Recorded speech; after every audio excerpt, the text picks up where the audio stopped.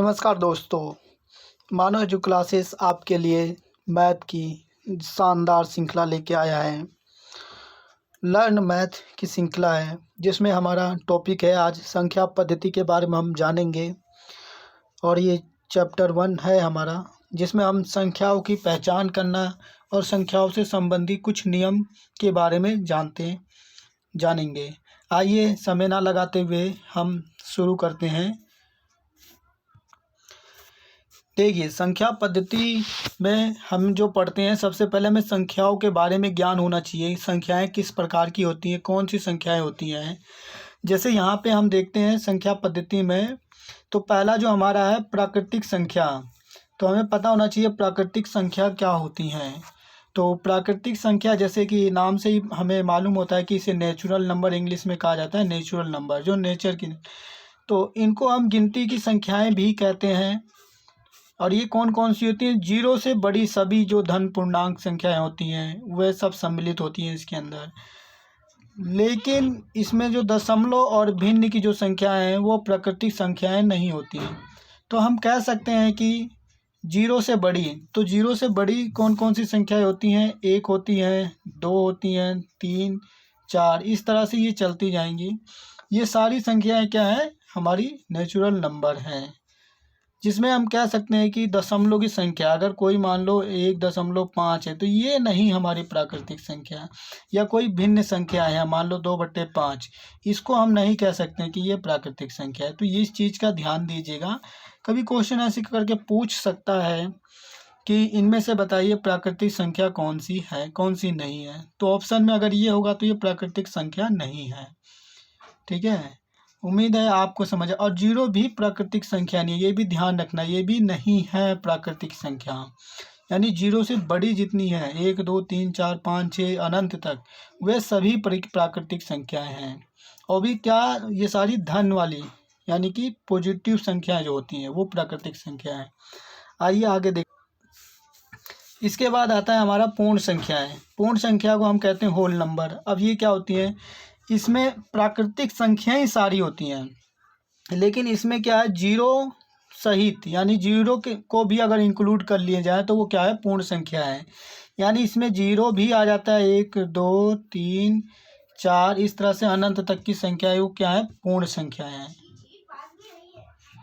यानी प्राकृतिक संख्या में क्या होता है, 1 से स्टार्ट होती हैं, और पूर्ण संख्या है वो 0 से स्टार्ट होती हैं। वो सभी प्राकृतिक संख्याएं पूर्ण संख्या होती हैं, इस बात का ध्यान रखना। आइए आगे देखते हैं पूर्णांक। पूर्णांक के बारे में हम जानेंगे, इंटीजर। तो पूर्णांक क्या होती हैं?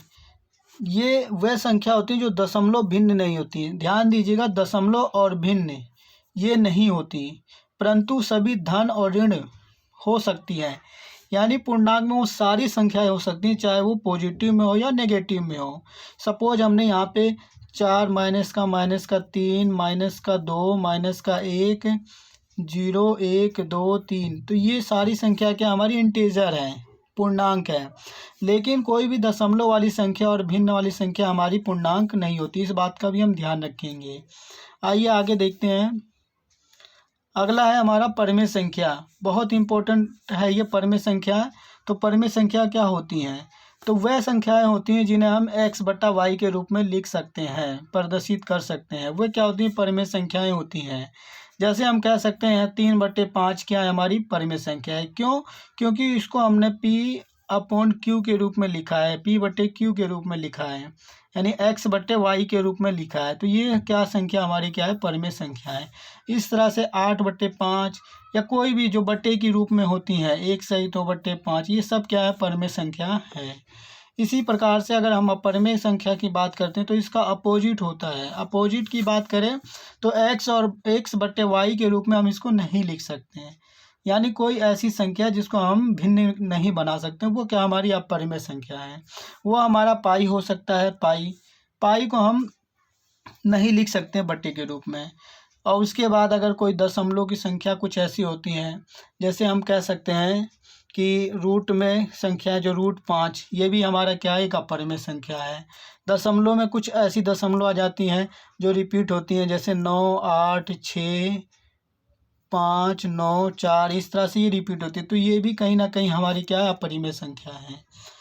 तो वी होप आप लोगों को परिमित संख्या और अपरिमित संख्या बहुत अच्छी तरह से समझ आ गया होगा। आइए आगे देखते हैं। अब यहाँ पे देखिए आता है वास्तविक संख्या। ये भी है वास्तविक संख्या, रियल नंबर क्या होती है। तो सिंपल सा है, सभी संख्याएं जो हमने ऊपर पढ़ी अभी तक वो सब क्या होती हैं, वास्तविक संख्याएं होती हैं। ठीक है, वो रियल नंबर होती हैं। यानी इसमें क्या होती है, आपकी प्राकृतिक संख्या भी शामिल है। ठीक है, परिमेय संख्या अपरिमेय संख्या भी शामिल है, होल नंबर भी शामिल है। यानी सब सारी संख्याएं को क्या कहते हैं, रियल नंबर कहते हैं। ठीक है, और उसके बाद है क्रमागत संख्याएं क्या होती है, कंटिन्यूअस संख्याएं क्या होती है, कंटिन्यूअस नंबर क्या होते हैं। तो किसी भी प्राकृतिक संख्या की अगली संख्या पहली संख्या की क्रमानुपाती होती है। सिंपल सा, जैसे n का क्रमानुपाती संख्या क्या होता है, n+1 होता है। जैसे हमारा यहाँ पे 5, हम कहेंगे 5 का क्रमानुपाती क्या होगा, तो इसमें 1 जोड़ देंगे 6। सिंपल सा, 6 का 7। तो ये है क्रमानुपाती संख्या। जब सवाल हमें दिया जाएगा इसमें पूछने के लिए कि 5 लगातार क्रमानुपाती संख्याओं का योग ज्ञात कीजिए, तो ये वही है क्रमानुपात। तो हमें पता होना चाहिए क्रमानुपात जो होता है, कंटिन्यूअस नंबर क्या होता है। आइए आगे देखते हैं। अब हम पढ़ेंगे सम संख्याएं, बहुत इंपॉर्टेंट है। सम संख्याएं पढ़ेंगे तो जैसे डेफिनेशन में लिखा हुआ है, वह सभी प्राकृतिक संख्याएं जो 2 से पूरा पूरा भाग लग जाए सम संख्या कहती है। ये बहुत बचपन से ही हम पढ़ते आ रहे हैं, तीसरी चौथी 5वीं क्लास से ही हमने पढ़ा है सम संख्या क्या होती है और विषम संख्या क्या आती है, ऑड नंबर। तो सम संख्या जो 2 से भाग लग जाए और विषम संख्या जो दो से भाग ना लगे। ठीक है, या हम ये कह सकते हैं इसमें कि अगर कोई इकाई का अंक, कोई भी संख्या इकाई का अंक अगर आपका 0 है, 2 है, 4 है, 6 है और 8 है, अगर इकाई का अंक ये है तो समझो वो क्या है, सम संख्या। अगर इकाई का अंक हमारा 1, 3, 5, 7, 9, अगर इकाई का अंक ये है तो भी हम कह सकते हैं वो क्या है, विषम संख्या। इस तरह से हम एग्जाम्पल से कोई भी बड़ी संख्या को पहचान सकते हैं कि वो सम संख्या है या विषम संख्या है। बस हमें इकाई का अंक ध्यान देना है कि इकाई का अंक में अगर ये संख्याएं हो या ये संख्याएं हो। अगर ये संख्याएं आती हैं 0, 2, 4, 6, 8 तो वो सम संख्या है। अगर 1, 3, 5, 7, 9 आती हैं तो वो क्या है, विषम संख्या है। वी होप आपको ये भी बहुत अच्छी तरह से समझ आ गया होगा। ये सब चीज़ें जो भी है ये रूल हमें पता होने चाहिए, क्योंकि जब क्वेश्चन हम करेंगे तो इन्हीं सब चीज़ों को मद्देनज़र रख के हम सवाल को बहुत अच्छी तरीके से और ये समय बहुत कम समय में कर सकते हैं। आइए आगे देखते हैं कुछ। एक यहाँ पे देखिए भाज्य संख्या और अभाज्य संख्या, ये भी हमें पता होना चाहिए कि भाज्य संख्या अभाज्य संख्या क्या होती हैं। तो भाज्य में क्या है, कॉम्पोजाइट नंबर इसको कहते हैं। वह पूर्णांक संख्याएं होती हैं जो 1 से तथा अपने को छोड़कर किसी अन्य संख्या से विभाज्य हो, वो भाज्य संख्या कहलाती है। सिंपल सा समझिए कि कोई भी संख्या अगर वो 1 से विभाज्य होती है, हर एक संख्या 1 से विभाज्य होती है और अपने आप से होती है, अपने आप से होती है। तो हर एक संख्या ये दोनों से तो विभाज्य होती है। इसके अलावा अगर तीसरी संख्या से विभाज्य होती है तो वो क्या है, हमारी भाज्य संख्या। अगर किसी एक से और अपने आप से विभाजित है तो वो क्या हमारी अभाज्य संख्या है। ध्यान दीजिएगा, दोनों में डिफरेंस, अपोजिट है दोनों। तो प्राइम नंबर क्या होता है, जो 1 से और अपने आप से यानी सेल्फ से डिविजर होती हैं, भाग लग जाती हैं। और भाज्य संख्या क्या होती है, जो इसके अलावा और किसी से लगती हैं। जैसे आइए मैं बताता हूँ आपको एक एग्जांपल लेके। सपोज यहाँ पे 12 है। अब 12 क्या है, एक अभाज्य संख्या या भाज्य संख्या है, तो हम कहेंगे भाज्य संख्या है। क्यों, क्योंकि देखिए ये तो 1 से भाग लग रहा है, 12 से भी भाग लग रहा है, और देखा जाए तो 3 से भी भाग लग रहा है, 4 से भी भाग लग रहा है, 6 से भी भाग लग रहा है। तो कहीं ना कहीं अपने से और एक के अलावा ये कि अन्य संख्याओं से भाग लग रहा है, तो इसलिए ये क्या है, भाज्य संख्या है। और यहीं पे अगर हम एग्जाम्पल लेते हैं, एक 13 एक संख्या है, तो ये क्या है, एक अभाज्य संख्या है। क्यों अभाज्य संख्या है, क्योंकि ये केवल 1 से और 13 से अपने आप से ही भाग लग रहा है। तो ऐसी जितनी संख्याएं होती हैं वो अभाज्य संख्या है, और जो मतलब अपने से और अपने एक के अलावा किसी और से भाग लगती तो वो भाज्य संख्या है। वी होप आपको अच्छी तरह से भाज्य संख्या और अभाज्य संख्या के बारे में डिफरेंस करना आ गया है। आइए आगे देखते हैं। यहाँ पे देखिए कुछ एक नियम है यहाँ पे जो हमें पता होना चाहिए। कभी कभी क्वेश्चन में डायरेक्ट नियम ही पूछ लेता है कि ये कौन सा नियम है। तो पहला जो नियम है समवर्ग का नियम है। ठीक है, समवर्ग देखिए क्या होता है। समवर्ग पहली बार जिनको पता है तो बहुत अच्छी बात है, और जिनके लिए नया है तो वो सीख ले। दो प्राकृतिक संख्याएं हैं कोई ए बी के लिए, हम कोई भी दो प्राकृतिक संख्या होती है ए बी के लिए मानते हैं। तो इसमें क्या है, ए जमा बी अगर करेंगे या ए गुना बी करेंगे तो क्या होती हैं, वो प्राकृतिक संख्या होती हैं। सिंपल सा हम कह सकते हैं कि मान लो 6 है जमा 5 है, इसको हम 5 जमा 6 कैसे भी जोड़ें तो जो आएगा वो भी हमारा क्या होगा, प्राकृतिक संख्या है। तो ये 11 आएगा, यहाँ भी 11 आएगा, तो ये क्या हमारा प्राकृतिक संख्या है। इसी तरह से अगर मल्टीप्लाई करते हैं, ठीक है, 5 इंटू और 6 इन दोनों को मल्टीप्लाई करते हैं तो भी कितना आ जाएगा, 6 पंचे 30 और ये भी 30 आ जाएगा। तो कहीं ना कहीं ये भी क्या है, हमारा प्राकृतिक संख्या है। तो ये समवर्ग का नियम है, जहाँ भी हमें इस तरह से दिख जाए तो वो क्या है, हमारा समवर्ग का नियम है। ठीक है, आइए आगे देखते हैं क्रमचयी नियम क्या होता है। क्रमचयी नियम क्या होता है, देखिए दो प्राकृतिक संख्या ए बी सेम लिया हमने। यहाँ पे हम कह सकते हैं कि ए जमा बी और बी जमा बी, यानी दोनों का मतलब एक ही है। मतलब अगर कह सकते हैं जैसे अभी हमने ऊपर बताया, इसको हम ऐसे भी लिख सकते हैं, ऐसे भी लिख सकते हैं। ठीक है, यानी 6 को 5 में जोड़ दे या 5 में 6 में जोड़ दे, दोनों का आंसर ही 11 आएगा। तो ये जो रूल है ये क्या है आपका, ये है ए प्लस बी और बी प्लस ए। तो इस तरह का जहाँ भी हमें दिखे तो समझना ये क्या है, क्रमचयी का नियम है। अगर ए इंटू बी और ए इंटू बी, सॉरी यहाँ पे बी इंटू ए होना चाहिए था। ठीक है, यहाँ पे बी इंटू ए होना चाहिए था। अगर इस तरह से भी दिया है तो ये भी हमारा ये क्या है, क्रमचयी का नियम है। कई पिछले पेपरों में हमने देखा है कि ये दे देगा आपको, इस तरह का दे देगा, पूछ लेगा कि ये कौन सा नियम है, तो आपको 4 नियम दे देगा। एक समवर्ग का नियम दे देगा, क्रमचयी का नियम दे देगा, एक दो और नाम दे देगा। तो आपको टिक लगाना किस पे, क्रमचयी के नियम पे। वी होप ये दोनों नियम आपको अच्छी तरह से समझ आ गए होंगे। आइए कुछ और नियम के बारे में देखते हैं। यहाँ पे देखिए एक नियम और है, वितरण का नियम। अब वितरण का नियम क्या होता है, तो वितरण का नियम है किसी भी प्राकृतिक संख्याओं के लिए हम कह सकते हैं। तो यहाँ पे देखिए ए गुणा बी जमा सी, यहाँ पे ए जमा बी जमा सी। ठीक है, सॉरी यहाँ पे जो है ना ये आपका प्लस होगा, ध्यान दीजिएगा, यहाँ पे ए के बाद प्लस होगा। तो इस तरह से भी हम लिख सकते हैं संख्या को, ये क्या हमारा वितरण का नियम है। और यहाँ पे ये हमारा ये भी वितरण का नियम, ये मल्टीप्लिकेशन का है, ये योग का है, तो इसे कहते हैं वितरण का नियम। अगर ये कहेंगे तो इसको कहेंगे योग का वितरण का नियम, इसको कहेंगे गुणन का वितरण का नियम। ठीक है, इसको अगर एग्जाम्पल की तरीके से किया जाए तो इसको हम ऐसे कर सकते हैं, 3 जमा 4 जमा 5।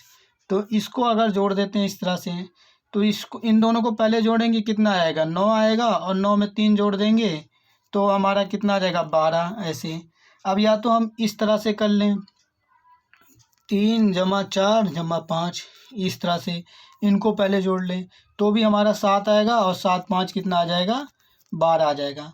तो दोनों तरीके से हमारा करने पे आंसर वही आ रहा है। तो ये हमारा, इसे कहते हैं वितरण का नियम। इसी तरह से अगर मल्टीप्लिकेशन के बारे में देख लें, मल्टीप्लिकेशन के लिए, तो मल्टीप्लिकेशन के लिए अगर हम देखते हैं तो ए इंटू मान लो 2 गुणा 3 गुणा 4, ये हमने कर दिया, बराबर में 2 गुणा 3 गुणा 4। अगर इसको पहले हम करते हैं गुणा में, 2 3 6 और 6 चौक 24, ये 24 आया। इसको अगर करते हैं 3 चौक 12, पहले हमने इनको गुणा कर लिया, 12 दूनी 24। तो देखिए दोनों का आंसर सेम आया। तो यानी कि ये गुणन का भी और योग का भी, दोनों का ये वितरण का नियम है। वी होप कि आपको ये भी नियम बहुत अच्छी तरह से समझ आ गया है। आइए आगे देखते हैं। अब हम पढ़ेंगे, बहुत इम्पोर्टेंट है हमारा ये बोडोमॉस, इसको कहते हैं बोडोमॉस। तो बोडोमॉस की जैसे कि हम बचपन से ही 5वीं 4वीं क्लास से ही हम सीखते आए हैं कि बोडोमॉस क्या होता है। ये फॉर्मूला हमने कई बार पढ़ा भी है, लेकिन अगर जिन्होंने नहीं पढ़ा उसके लिए नया है तो वो भी आप देख लीजिए। तो बी से क्या होता है, ब्रैकेट, ब्रैकेट, बी से ब्रैकेट होता है, ओ से होता है ऑफ, ऑफ की बात करें का वाली संख्याएं जो होती हैं, और डी से क्या होता है डिविज़र, डिविजिबल यानी कि भाग होता है, और एम से क्या होता है मल्टीप्लाई, यानी कि मल्टीप्लाई मतलब होता है गुणा, ये होता है भाग, और उसके बाद होता है ए से ऐड होता है, और एस से क्या होता है सबट्रैक्ट होता है। तो सबसे पहले हम क्या करते हैं ब्रैकेट को हल करते हैं, फिर उसके बाद ऑफ को, उसके बाद भाग देते हैं, फिर मल्टीप्लाई करते हैं, और उसके बाद सबट्रैक्ट करते हैं और ऐड करते हैं। तो ये रूल होता है, इस रूल से हम सॉल्यूशन करते हैं। आइए एक क्वेश्चन देखते हैं, एक एग्जांपल इससे रिलेटेड। तो देखिए इसको हमें सिंप्लीफाई करनी है, ठीक है, हम देख रहे हैं यहाँ पे सिंप्लीफाई करनी है। तो यहाँ पे देखिए सबसे पहले बोर्ड माउस में क्या था ब्रैकेट था, फिर उसके बाद क्या था हमारा ऑफ था, उसके बाद क्या था डिविजिबल था। तो यहाँ पे पहले हम डिविजिबल करेंगे क्योंकि ये दोनों चीज़ तो है नहीं। तो डिविजिबल जब करेंगे 25 को 200 को 25 से भाग देंगे तो हमारा कितना आएगा 8 आएगा, फिर गुणा में 4, जमा में 12 और माइनस में 3। अब देखिए मल्टीप्लाई करेंगे, इसके बाद आता है मल्टीप्लाई, ठीक है, इसको मल्टीप्लाई करेंगे तो कितना हो जाएगा 32, 8 चौके 32 और जमा में 12 माइनस में 3। अब इनको क्या करेंगे एडिंग, ऐड करेंगे, तो ऐड करेंगे कितना आएगा हमारा, ये आ जाएगा 4 4 44 माइनस 3 कितना आ जाएगा 41। तो हमारा आंसर कितना आ गया 41। तो इस प्रकार से सवाल हम करते हैं बोडोमॉस के सिंप्लीफिकेशन करके, ठीक है। वी होप ये आपको समझ आ गया होगा, बोडोमॉस का प्रयोग कैसे करते हैं ये भी आपको समझ आ गया होगा। आइए एक क्वेश्चन और देखते हैं इसी तरह का, इसको हमें सिंप्लीफाई करना है, सोल्व करना है। तो सिंपल सा देखिए यहाँ पे ब्रैकेट दे दिया, तो हमें सबसे पहले ब्रैकेट को करना पड़ेगा क्योंकि बोडोमॉस में सबसे पहले ब्रैकेट होता है, फिर ओ होता है, ओ से ऑफ होता है, ठीक है, उसके बाद हमारा डी होता है। तो यहाँ पे बी से ब्रैकेट पहले इसको हल करेंगे, तो जब इन देखो ब्रैकेट में क्या है प्लस है तो प्लस कर दो, कितना हो जाएगा 110 हो गया ये, और फिर मल्टीप्लाई है 100 से, ठीक है। उसके बाद इसको हमने भाग करते हैं, तो भाग करेंगे कितना आ जाएगा हमारा, ये आ जाएगा 100 आ जाएगा, कितना आ जाएगा 100 आ गया, ठीक है। अब इसको मल्टीप्लाई करेंगे, मल्टीप्लाई करते हैं तो कितना आ जाएगा हमारा, ये आई थिंक आ जाएगा 11 पे 3 0 इतना, अब माइनस में 100। अब इसमें से जब माइनस करेंगे तो 0 0 9, इसमें से 9 आया, यहाँ पे बचा 10, ये आ जाएगा आंसर हमारा। तो हम कह सकते हैं कि बोडोमॉस के सवाल इसी प्रकार से हम करेंगे, ठीक है। आज की क्लास यहीं तक। तो हमने इस क्लास में क्या जाना, संख्याओं के बारे में जाना, कौन कौन सी संख्याएं होती हैं, जैसे प्राकृतिक संख्याएं, पूर्ण संख्याएं, पूर्णांक, परिमेय संख्याएं, वास्तविक संख्याएं, क्रमानुपाती संख्याएं क्या होती हैं, सम संख्याएं क्या होती हैं, विषम संख्याएं क्या होती हैं, भाज्य संख्याएं क्या होती है, भाज्य संख्या क्या होती हैं, और कुछ रूल नियम पढ़े हमने, जैसे सरलीकरण का नियम है, वितरण का नियम है, सहचार्य का नियम है। तो ये सारी चीज़ों को एक बार वीडियो को देख के नोट्स बना लीजिए, बहुत ही इंपॉर्टेंट चीज़ें हैं और हमें ये पता होना चाहिए। हम अपनी नई वीडियो को जल्द से जल्द लाएंगे और इसके आगे टॉपिक पे, तो उसको देखने के लिए आप नोटिफिकेशन के लिए आप चैनल को सब्सक्राइब कीजिए और बेल आइकन को करिए। आप पसंद आए वीडियो तो लाइक कीजिए और कमेंट्स में अपने राय सुझाव दीजिए। धन्यवाद।